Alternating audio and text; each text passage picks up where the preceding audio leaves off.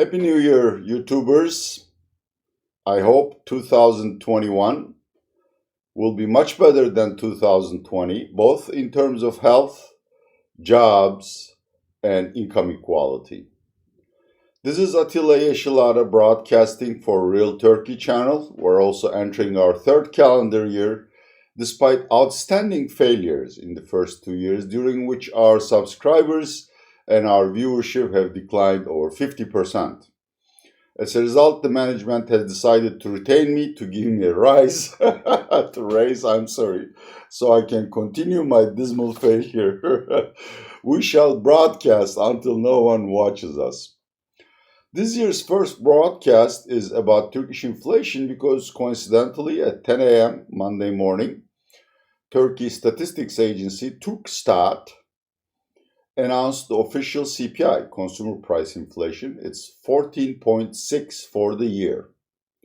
The PPI, producer price index, is 25% for the year. I want to answer a few questions in this video. A, obviously, where inflation is going. B, what is the true inflation? Because no one believes Turkstat figures. And three, why has Turkey this chronic double-digit inflation when the rest of the world, with few exceptions, are battling with deflation, a decline in general price level? Okay, let's go by the official measures. As I've said, Turkey closed the year with 14.60% CPI, and the PPI is 25%.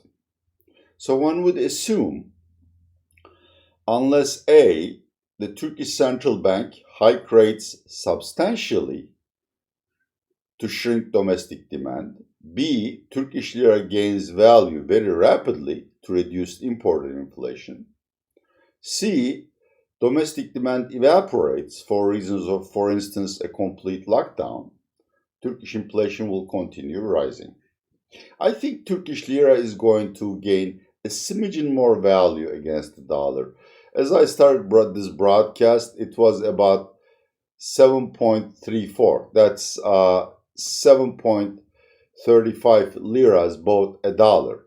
I think the dollar TL pair could decline to 7, which would have some positive impact on the inflation, but not sufficient to break its momentum. I don't neglect the possibility that our new governor of the central bank, Mr. Naci Agbal, might further tighten monetary policy, perhaps raise interest rates by another 200 basis points. But there are substantial obstacles in the way of tighter monetary policy. A, Turkish economy is already in stagnation. B, Mr. Erdogan doesn't like interest rates. So, even though I think Turkish domestic demand will slow down over the summer months as a result of massive unemployment, rising credit loan rates, and of course the COVID-19 epidemic, I and most of the experts I consult think Turkish inflation will rise stepwise over the winter months. Turkey will probably witness 16% or 17% CPI come spring. It's difficult to forecast what would happen afterwards. A lot depends on the vaccination campaign. You could have a scenario where vaccination is a complete success and life returns to normal, and then PPI will catch up with CPI. That is, prices will rise even faster as producers make up their lost profit margins. Or you could have a scenario, and this is valid not only for Turkey but for the entire world, where vaccination rollout is, for one reason or other, too slow to flatten the infection curve, and the world will be stuck with more lockdowns, curfews, social distancing measures, etc. In that case, Turkish inflation, along with the rest of the world, will hover around 15 to 17%. The second question is, are Turkstat figures correct? My personal opinion doesn't count. I look at polls.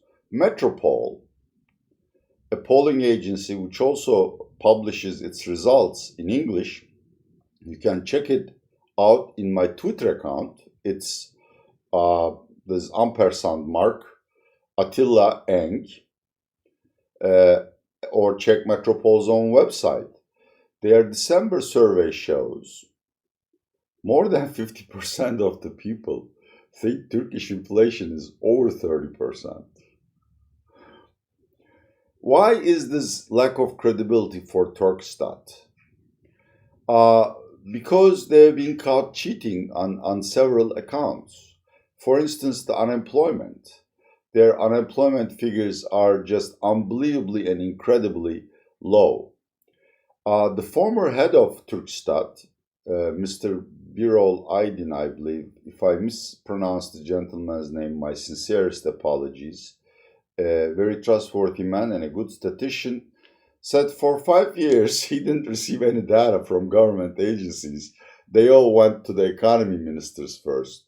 So there is a lot of evidence that Turkstat is fiddling with data. But there is another thing. I mean, in general, all the surveys show us that people have lost faith in the institutions of state. For instance, the same Metropole survey finds that 60% of the respondents no longer believe the daily COVID-19 case tally announced by Health Minister Mr. Fahrettin Koca. This is really sad because by April or March, during the first wave, he really championed Turkey's war against the COVID with success.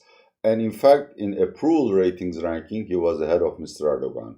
Unfortunately, lack of transparency and lies have killed his reputation. So, we're dealing with 35% inflation. And that brings us to the question of why? Now, for those who don't study economics or, study emerging markets, let me put this question in perspective. The world is battling with deflation.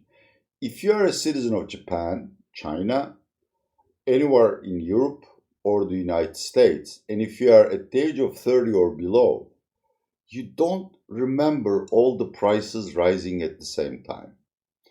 Sometimes, because of an oil shock, it might become more expensive to fill your tank because gasoline prices have risen. Sometimes there is drought and the agricultural crop is not good. Food prices might go up. But overall, the average price level for all the goods and services that you consume or purchase doesn't change much, maybe 2% a year. In Japan, there is deflation, which means more often than not, the price level declines. This is not only the case for developed markets. There are certainly a couple of basket cases in Africa where there is civil strife or simply, poverty and money printing, or a country like Argentina, which has gone through several defaults and currency devaluations. But in my experience, Turkey is the only developing nation which has a stable government, which has good institutions, which doesn't print money to finance government spending, and still has chronic double-digit inflation. And that poses a conundrum. Why, and can it be solved? I don't want to get into how damaging 15 or 30% inflation is to the social and economic fabric of a society. I would think everyone understands that inflation is bad. If you are under 30, for instance, in the United States, you could ask your parents about the Carter era or the first 2 years of the Reagan administration, when inflation was in double digits, and how costly it was in terms of recession to bring it down to the current low level today. That's the problem with inflation. If you don't fight it, it keeps going up. And if you fight it, the result is a recession, unemployment, and declining incomes. So, inflation is bad. Why does Turkey have such high chronic inflation? Well, first of all, we have a president, Mr. Erdogan, and I have shot some videos about that. You can check our past broadcasts or archives, who believes that higher interest rates lead to higher inflation. This is exactly the opposite of currently accepted monetary theory, which says if inflation goes up, the correct response is to raise interest rates, which reduces domestic demand and then subsequently lowers inflation. Mr. Erdogan has set the monetary policy on its head. This is why all the central bankers, which are not independent, by the way, and that's another problem, monetary policy needs to be independent of the political authority to keep price stability. All the central bankers had to wait until the last second before raising interest rates. Turkey only raised interest rates when it faced the calamity of a balance of payments crisis. That's massive devaluation in the currency. And by then it was too late. As a result of which, over the last 10 years, we had this vicious cycle between inflation causing more currency depreciation and currency depreciation, of course, causing more inflation. So Mr. Erdogan is a problem. I mean, I don't care what he believes. He's entitled to his own beliefs. We know that presidents could have pretty strange ideas. But he needs to allow the central bank to set the interest rates at a level to bring down the inflation.